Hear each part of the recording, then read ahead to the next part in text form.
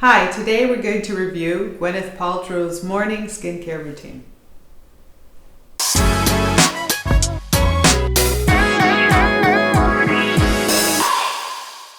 So first of all, Gwyneth, a couple of things that she's talking about I think are very important to address. And that is, start your day off right, properly, with really good intention, really good focus, make it purposeful. So making sure that you're eating properly. Yes, get some good quality protein in, get some fresh food into yourself. I think that's important, when you're working on the hygiene. So her first step was about, having a little protein shake. I'm not a big shake person, but good quality breakfast is really good because that's really going to rev the engine, and that's going to feed your skin from the inside. That's part of your beauty routine. You're also probably emotionally better when you're not hungry, or when you do have good food, so your hormones are actually balanced. So that's really important. The other is the dry brushing. I'm a sucker for gommage and for the body polishes and all that. So I understand that the dry brushing I think is great. It's a little bit time consuming. A lot of us don't have a lot of time to do something like that. But once a week, really get in there before your shower and maybe do a bit of an exfoliation like that. Maybe do a little bit of a gommage treatment that we have. As I said, I love it because it does help with your circulation. It does help with the exfoliation. It also helps you to spend some time with yourself. That could also be your meditation. So if you are rushed for time, even doing it once or twice a week with really good self-love, I think it really will show in everything else that we do. So that's a really good start. Having a ritual, having a schedule has shown to be very beneficial for people.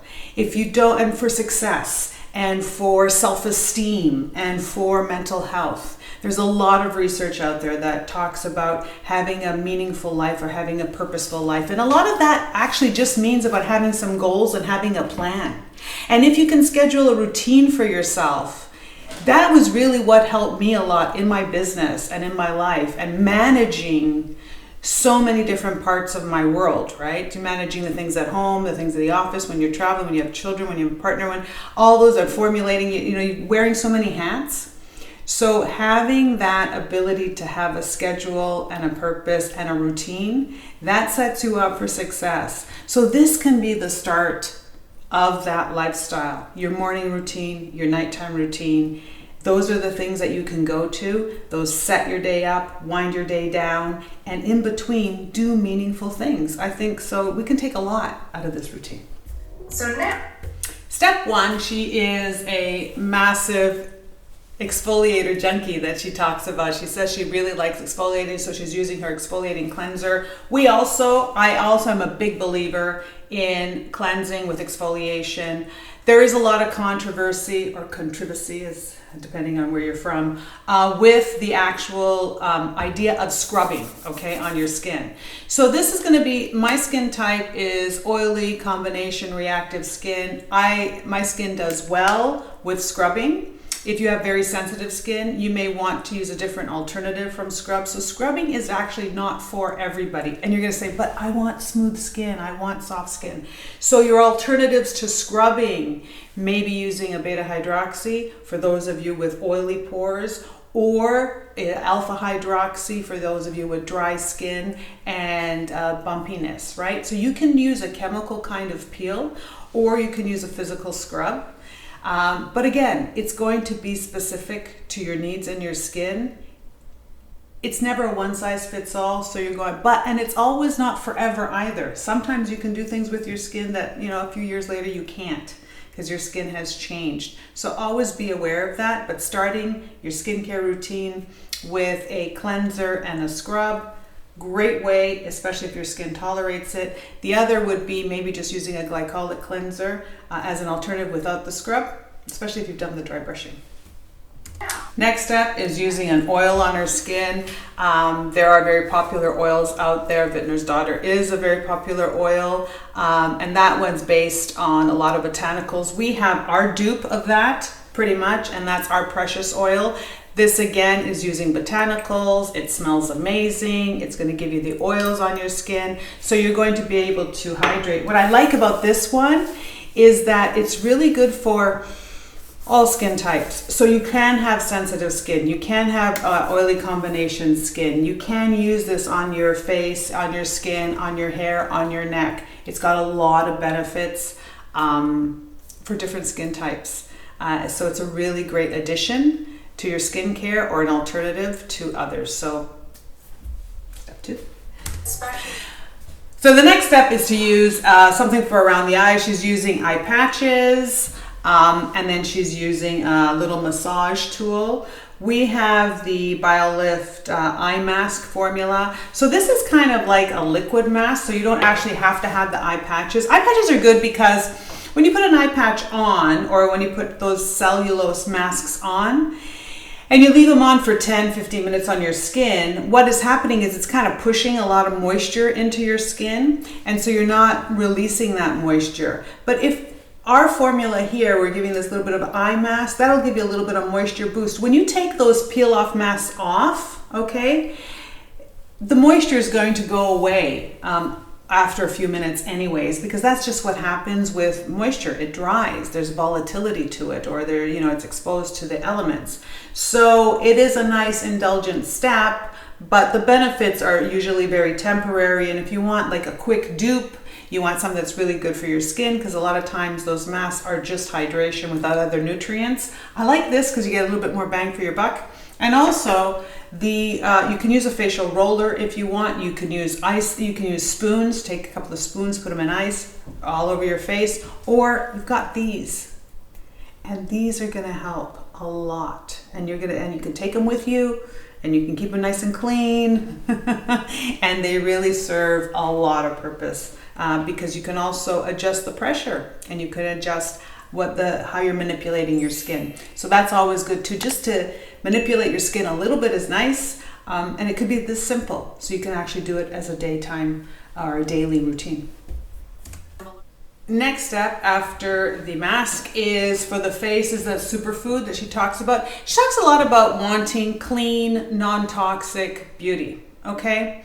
And as a scientist and a cosmetic chemist, this whole concept of clean beauty and non-toxic and all this stuff, when we really get to the base of it, and I'm going to keep all my personal opinions aside, but I'm just going to give you my professional opinion. Skincare is non-toxic. It really isn't toxic. So the fact that you talk about being always non-toxic, it's not toxic. Every ingredient is tested. There are standards and procedures and things that have to be met. There are requirements. So it's not like people are just getting, whatever they want, throwing it into a formula. These ingredients are regulated. The ingredients must meet certain, toxicity or non-toxicity levels. So I do think it's going to be impossible to find a toxic skincare product on the marketplace on a shelf. It just doesn't exist. So know that your skincare is not toxic, okay? So I want people to not worry about having to look for toxicity like that. Clean beauty. Now, everybody has their own definition of clean, and that's great, whatever works for you. For me, clean is science-backed. It doesn't have to be natural. It doesn't have to be organic. I many times prefer lab-created ingredients. Why? Because they're very pure or clean in that sense. There's not a lot of noise around them that you can get from natural extracts, because not everything natural is safe or effective. Not everything natural feels good on your skin either. So don't just think of, I hope you don't just think of it has to be all this way or that way. I think you've got to understand a little bit of everything's got a benefit, and you've got to, it's how you're using it, how it's being formulated. So you want something that is not going to irritate your skin. You want something that has an efficacy. The ingredients matter. That's why I like lab-created ingredients. You can't always guarantee a certain percentage of activity with a natural product, but you can with a lab-created product. So that really gives me a lot of backing and science. Having said that, My skin food, here we go. Our dupe is going to be the Forever Youth. This is really for moisturizing. This contains extremophiles. They're bacteria that are billions of years old. What this is going to do, this is going to help with the environment of your skin. It's going to help with the hydration of your skin. This is what you want at the end of when you're doing your skincare routine. Put in the moisture, have a really good environment, not worry about toxicity. Feel good about your skincare, and know that out there in the world, you don't have to actually analyze every single product or ingredient, because no one's trying to put a toxic product in a skincare. I mean, it really isn't the idea behind anybody's brand. Okay, sunscreen. All right, here's where I actually have to say, what? Really? That's all you're going to put is that much sunscreen on? That's not good advice. I'm sorry.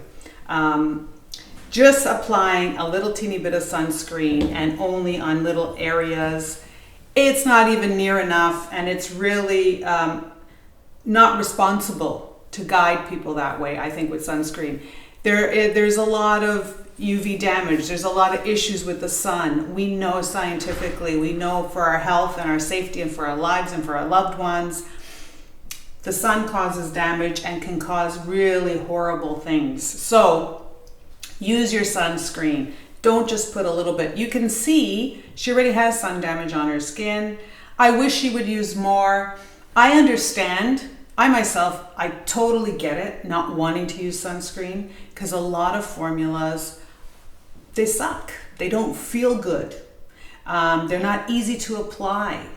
You want something, but there are alternatives. The science has gotten so much better. The ingredients have gotten so much better. The irritation factor has gone down. So don't chintz out. Don't be cheap with your sunscreen. The final step after her sunscreen is she's using a moisturizer, and she's using one that's giving her a light glow. I could finish off with my sunscreen as my moisturizer, so I would put the moisturizer on first and then the sunscreen. But again, that's going to be up to you. But again, I think, you know what? I would recommend sunscreen last. So after your sunscreen, you can put your makeup on. That's where I would go, because you don't want to reduce the efficacy of your sunscreen. But before you put your sunscreen on, you can add a moisturizer. A moisturizer, we have the Forever Youth was one option. The other option is our BB cream. This is a really good one too if you want to have more of that unmakeup look. You can put that on just underneath your sunscreen, and then put your sunscreen on, and then follow up with your makeup. So that would be a really great routine. Going on after her skincare routine, she talks about wanting to create skincare, and just something that I really think is important to talk about is, when I wanted to when we started Isomers Laboratories, we were making skincare. Our mission was always to follow science and do the best we can with product and ingredient, study the body, study the skin, study aging, understand how they interact together, see as when you're aging what pieces are missing, and try to create formulas to fill in those gaps and fill in those pieces. During this voyage, during this adventure, during the last 30 years, I've heard so many stories. And one of the story was, oh, you can't put this ingredient in there, or this product contains, and Gwyneth talks about it, this product contains antifreeze. So you're looking around at a health food store, which is not always regulated, okay? A health food store, a convenience store, a department store for ingredient or products that don't contain antifreeze. This whole story of putting antifreeze in skincare is so wrong, okay? It's playing on your fears, and it's playing on technicalities, in my opinion. And this is what I mean. For example, there's an ingredient called propylene glycol. And propylene glycol is getting a very bad rap in the industry. Propylene glycol is used in antifreeze.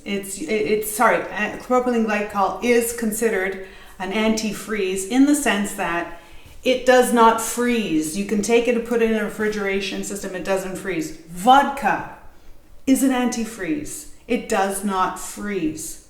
Olive oil kind of freezes and changes its consistency, right? So this is what they're talking about. So propylene glycol, because it doesn't freeze, and propylene glycol is used in, if you ever in your driveway or you have radiant heat, that's what they run through the tubes of the radiant heat is propylene glycol. Because in the winter it won't freeze, and that means the radiant heat will work.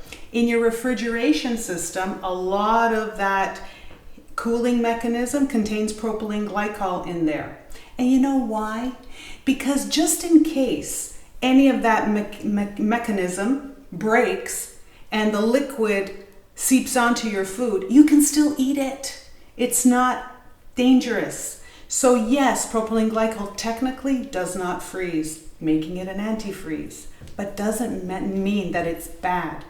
We're not talking about using antifreezes, but understand that there are certain classes of ingredients that are grouped with certain characteristics, but it doesn't make them poisonous or bad. So I hope that by watching our videos, by getting more familiar with the Isomers brand and our philosophy, we can share and probably, inspire and enlighten you to learn more about ingredients and these kind of different little nuances, so you're more aware, you're more informed, you don't have to be afraid, you can ask a lot of questions, but know that there is a difference in ingredients, and know that in the industry, our aim, I think universally, is to create safe, effective products. And again, no one's out there trying to put something really toxic or an antifreeze in there. So this can open you up to looking at a lot more products and the industry as a whole, and hopefully empowering you with the information. Anyways, I hope you enjoyed our review of Gwyneth Paltrow's skincare routine. And please don't forget to like, subscribe, share, and comment. I look forward to talking to you again.